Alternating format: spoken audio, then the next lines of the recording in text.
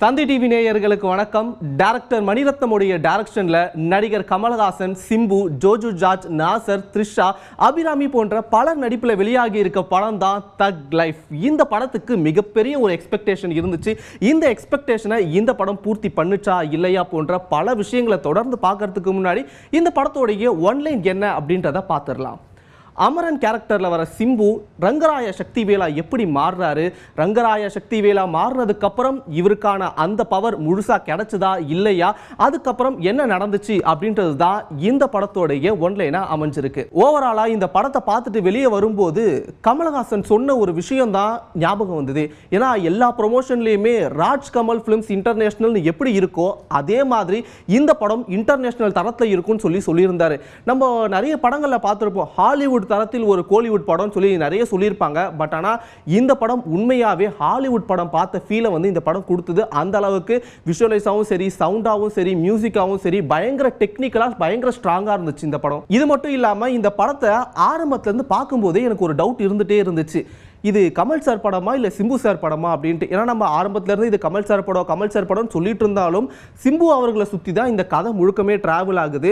என்னதான் இது சிம்பு அவர்களை சுற்றி ட்ராவல் ஆனாலும் பெர்ஃபார்மன்ஸ் வைஸில் பார்த்தோன்னா இங்கே நான் தான் ரங்கராய சக்திவேல் அப்படின்னு கமலஹாசன் அவர்கள் பெர்ஃபார்மன்ஸில் பின்னி பெடல் எடுத்துட்டாரு. முக்கியமாக ஒரு பீச் சீக்வன்ஸ் ஒன்று வரும், அபிராமி அவர்களுக்கும் கமல் அவர்களுக்கும் ஒரு கேங்ஸ்டராக பண்ணிகிட்டே இருப்பார். திடீர்னு ஒரு எமோஷ்னலான ஒரு சீனு. இந்த எமோஷ்னலாலையும் இவர் எமோஷன் ஆகும்போது தேட்டரில் இருக்க எல்லாருமே ஒரே சைலண்ட்டு.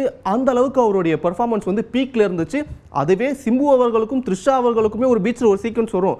ஆனால் அதையும் இதையும் கம்பேர் பண்ணி பார்த்தோம் அப்படின்னா யார் ரங்கராய சக்திவேல்னு ப்ரூவ் பண்ணியிருப்பாங்க அப்படின்றது நமக்கு தேட்டரில் பார்க்கும்போது தெரிஞ்சிச்சு. இதெல்லாம் தாண்டி இந்த படத்தை இவங்க டெக்னிக்கலாக ஸ்ட்ராங்காக கொடுக்கணும்னு நினச்சிருந்தாலும், முக்கியமாக இவங்க ஹாலிவுட் தரத்தில் இருக்கணும், இந்த படம் இன்டர்நேஷ்னல் லெவலில் இந்த படம் இருக்கணும்னு நினச்சி இந்த படத்தை பண்ணியிருந்தாலும் முக்கியமான ஒரு விஷயத்தில் கோட்டை விட்டுட்டாங்க.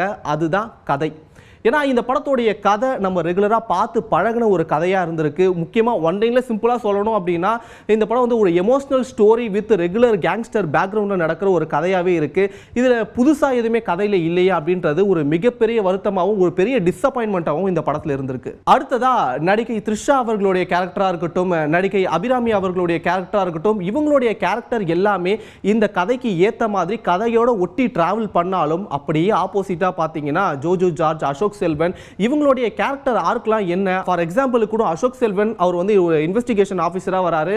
அவர் ஒரு விஷயத்தை கேட்குறாரு வில்லன் கிட்ட இருந்து, அதாவது கேங்ஸ்டர்ஸ் கிட்ட இருந்து ஒரு விஷயத்தை கேட்குறாரு. அது இவருக்கு கிடைச்சதா இல்லையா அப்படி ஒரு கன்க்ளூஷனே இல்லாமல் இந்த படம் முடிஞ்சது ஒரு நிறைய கேள்விக்குள்ளாச்சு. முக்கியமாக அந்த கேரக்டர் ஆர்க்குக்கு இன்னொரு எக்ஸாம்பிள் சொல்லணும்னா வையாபுரி கேரக்டர் எதுக்கு வராங்க, அவர் வெறும் டிரைவர் மட்டும்தானா, வெறும் டிரைவருக்கு ஏன் வையாபுரி வரணும். அதே மாதிரி வடிவுக்கரசி அவங்களுடைய கேரக்டர், அந்த வடிவுக்கரசி ஏன் த்ரிஷா கூடயே டிராவல் பண்ணுறாங்க, அவங்களுடைய கேரக்டர் என்ன, அவங்களுடைய கேரக்டர் ஆர்க் என்ன அப்படின்றது புரியாதது நிறைய விஷயங்களுக்கு கேள்விக்குள்ளாச்சு. ஒரு படம் நம்ம எடுத்துக்கிட்டோம் அப்படின்னாலே ஹீரோக்கு எந்த அளவுக்கு இம்பார்ட்டன்ஸ் தராங்களோ அதே அளவுக்கு வில்லனுக்கும் தந்தாதான் இந்த படத்தோடைய வெயிட்டேஜும் அதிகமாகும், இந்த படமும் முழுமையடையும் சொல்லுவாங்க. ஆனால் இந்த படத்தோடைய, அதாவது தக் லைஃப் படத்தோடைய வில்லனுடைய கேரக்டர் ஆர்க் என்ன, அவர் எதுக்கு வராரு, அவருடைய வெயிட்டேஜ் இந்த அளவுக்கு ஹீரோ லெவலில் இருந்துச்சா அப்படின்னு கேட்டிங்கன்னா கிடையவே கிடையாது.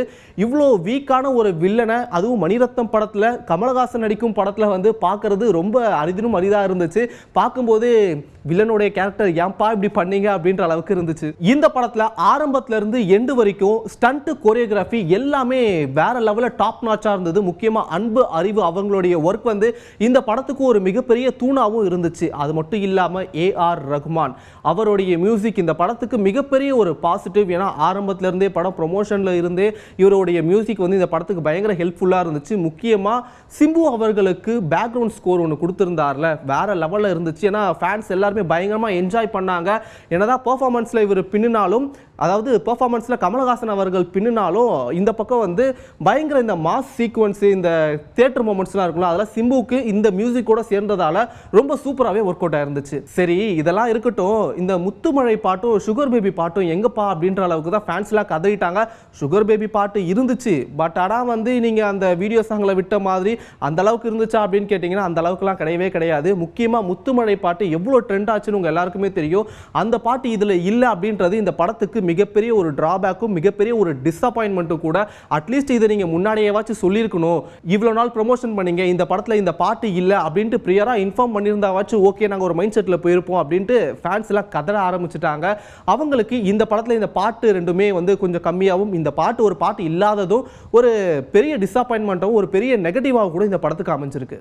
அதே மாதிரி இந்த படத்தோடைய ஸ்க்ரீன் பிளே நமக்கு ஸ்டோரி கொஞ்சம் தெரிஞ்சதால ஆரம்பத்திலேருந்தே தெரிஞ்சிச்சு அடுத்தடுத்து நமக்கு என்ன நடக்க போகுது, அடுத்து இதுதான் வரப்போகுதுன்னு நம்மளால் முன்னாடியே கணிக்க முடிஞ்சதுனால அந்த ஒரு இன்ட்ரெஸ்ட்டோ இந்த கிளைமேக்ஸ் சீக்வன்ஸாக இருக்கட்டும், முக்கியமாக வந்து சில இடத்துல ட்விஸ்ட் அப்படிலாம் சொல்லி வச்சுருப்பாங்களா, அதெல்லாம் நமக்கு தெரிஞ்சதால கொஞ்சம் அந்த இன்ட்ரெஸ்ட்டும் கம்மியாச்சு. அந்த ஸ்க்ரீன் பிளேயோடைய அந்த வேகமும் கொஞ்சம் கம்மியாக இருந்ததால இந்த ஸ்க்ரீன் பிளேவாக இருக்கட்டும், கதையாக இருக்கட்டும், இதை இன்னும் கொஞ்சம் மெருகேற்றிருந்தாங்க அப்படின்னா கண்டிப்பாக இதுவும் ஒரு டாப் நாச் ஒரு படமாக இருந்திருக்கும். தக் லைஃப் படம் என்னதான் நார்த் ஈஸ்ட் சவுத்துன்னு காயல்பட்டினம், காத்மான், டெல்லின்னு காமிச்சிருந்தாலும் கூட்டமாக போகிற பஸ்ஸில் அதுவும் நின்றுட்டு பொறுமையாக அந்த பஸ் நகர்ந்தால் நமக்கு ஒரு ஃபீல் கிடைக்கும்ல, அந்த மாதிரி தான் இந்த படத்தோடைய ஸ்க்ரீன் பிளேவுமே இருந்துச்சு.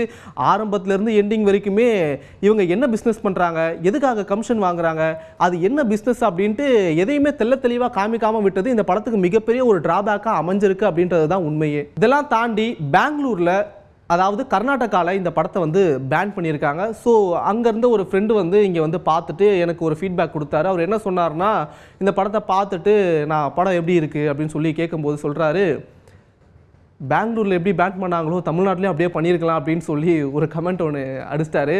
ஸோ ஃபண்ணுக்காக தான் அடித்தார். பட் ஆனால் இந்த படத்தோடைய ப்ளஸ்ஸு மைனஸ் எல்லாமே இதே தான். ஸோ இதெல்லாம் இவங்க இன்னும் கொஞ்சம் மெருகேற்றி இன்னும் இந்த வெறும் இந்த டெக்னிக்கலாக ரொம்ப ஸ்ட்ராங்காக பண்ணணும்னு நினச்சி இந்த கதையில் கொஞ்சம் ஏதோ மிஸ் ஆகிட்டாங்களோ அப்படின்ற ஃபீல் தான் எனக்கு வருது. ஸோ நீங்கள் இந்த படத்தை பார்த்துருந்தீங்க அப்படின்னா எப்படி இருந்துச்சு, நீங்கள் இந்த படத்தில் என்னெல்லாம் நோட் பண்ணீங்க அப்படின்றத கீழே கமெண்ட் பண்ணுங்கள். ஸோ இதே மாதிரி வேற ஒரு ரிவ்யூவில் சந்திக்கிறேன். Till then, bye from Vignesh Vicky. Cinema உலகை ஃப்ரேம் பை ஃப்ரேம் படம் பிடித்து காட்டும் தந்தி டிவி சினிமா சேனலை இப்பவே சப்ஸ்கிரைப் பண்ணுங்க.